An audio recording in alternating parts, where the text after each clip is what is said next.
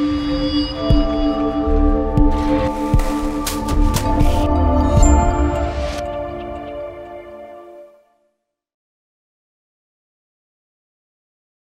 good evening. Thank you for coming this evening. This is the Opportunity Zones Meetup.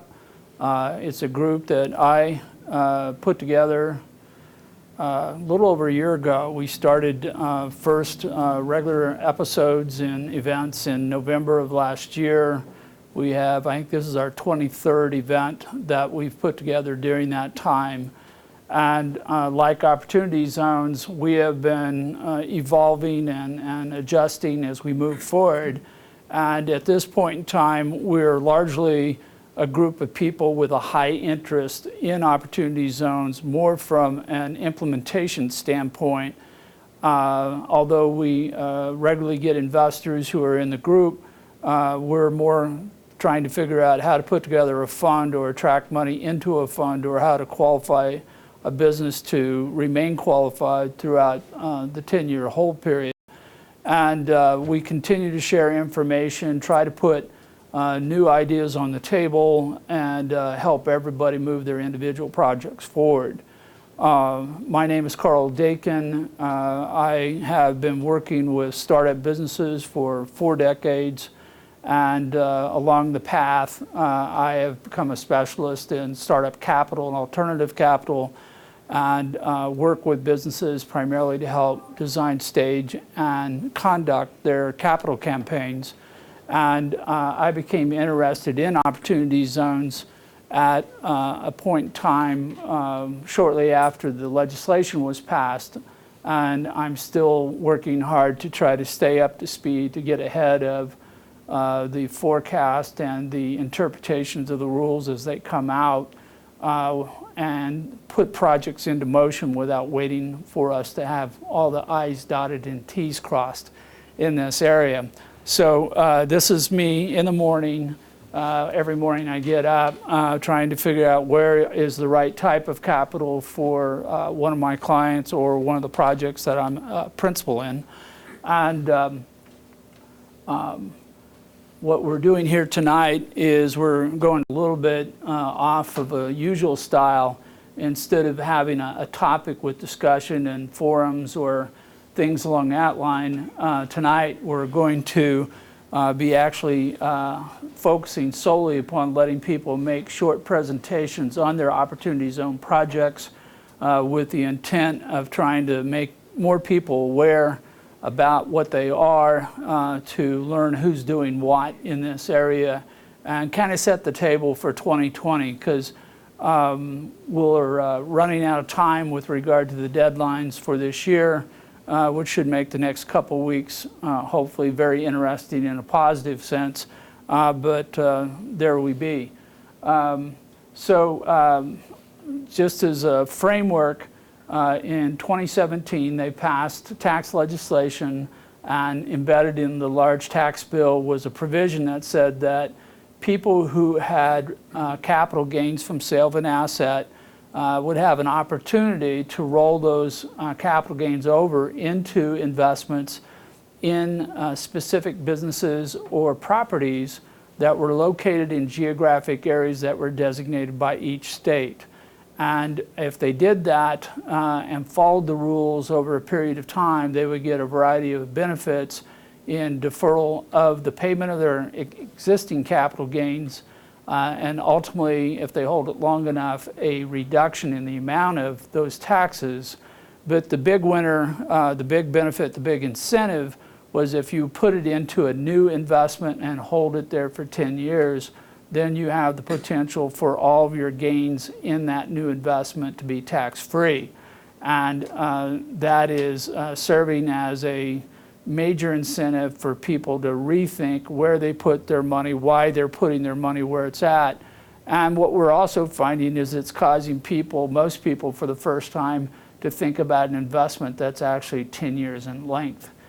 Because over time, the capital industry has become highly instant gratification oriented, with even local programs on how to get rich in 6 weeks with a unicorn, even though statistically that's not very possible. But that's where we're at. So tonight, as I mentioned, we're going to be focusing on presenting different projects for everybody to take a look at. You'll have a chance to ask questions, and we'll have time between the first session that I'm doing now and those presentations to grab some holiday cheer and refreshments. And then expect we'll get through those within about the first hour, and then we'll have time to meet and greet and talk and share with each other. One of the sponsors of tonight's program is my consulting company, Dakin Capital. As I described earlier, I primarily sit down with a small business who's trying to raise capital and figure out who loves them more than they love themselves, how to find them and communicate with them in a fashion that will result in an exchange of capital for whatever the business has to offer, and try to do that in a fashion that reduces the time of the entrepreneur in raising the capital, lowers the cost of raising the capital, and more importantly, improves greatly the probability they will actually get the capital they're looking for. So I do that on a case-by-case basis and always have about a half dozen projects in motion. One of my other groups that we just formed, and I've been playing too long on the road with the graphics on this, so please tell me how cool they look. But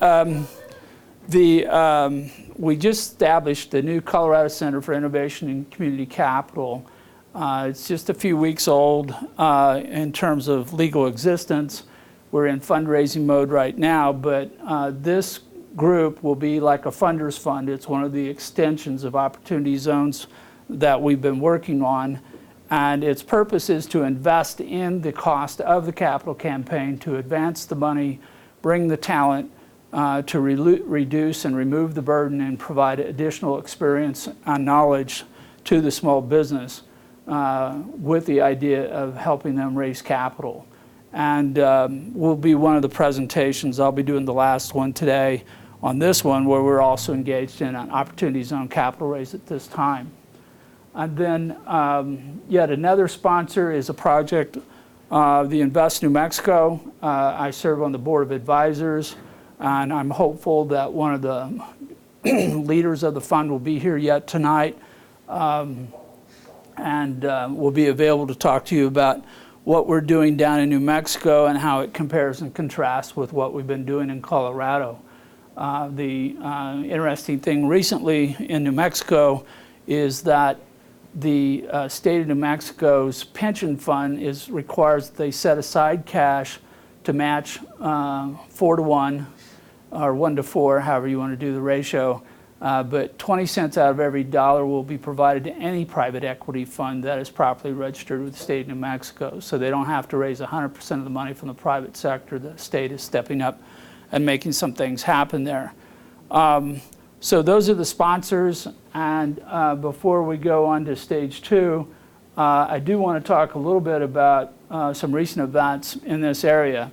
Many of you may have heard that in the last 30, 45 days, there's been several bills entered or offered up at Congress for consideration that are looking to amend or abolish Opportunity Zone funding. There are 2 sponsors for one bill that would completely wipe it out. The congressional representatives there somehow are confused about why people with money should be rewarded for helping people without money, and they don't want that to happen because that would be unfair, because the government, I guess, should do that. And that's my commentary on that bill. Then there are several other amendments that are coming forward. Most of those will probably see something happen that will require a greater reporting requirement, where they want to have a better idea of what impact is actually occurring in the community through a specific Opportunity Zone project. The IRS has released one form already that's asking for more information, but it's negligible. And I anticipate that we're going to see a more in-depth requirement of reporting.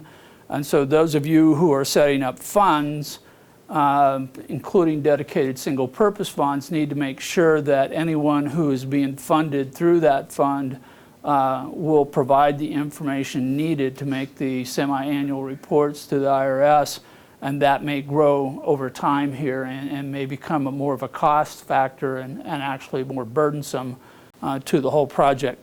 This is Ken Null, who I'd like to introduce, who is one of the lead partners on Invest New Mexico. I've just been giving a speech about you, so thanks for making it, and we'll catch up a little bit more later. Anyway, there are discussions going on right now. All the general I can't say it, forecasters. It's too late. I flew in from Kansas City a couple hours ago, and I'm just telling everybody that that's not really recommended for anybody to do a program this way. But the forecasters are saying that they expect that there will be a bump in the reporting requirements, but I don't see anybody taking away or reducing the rights or anything along that line. But it's always good to know that we have people in Congress who are completely disconnected from reality. And again, I think I should just quit talking at this point.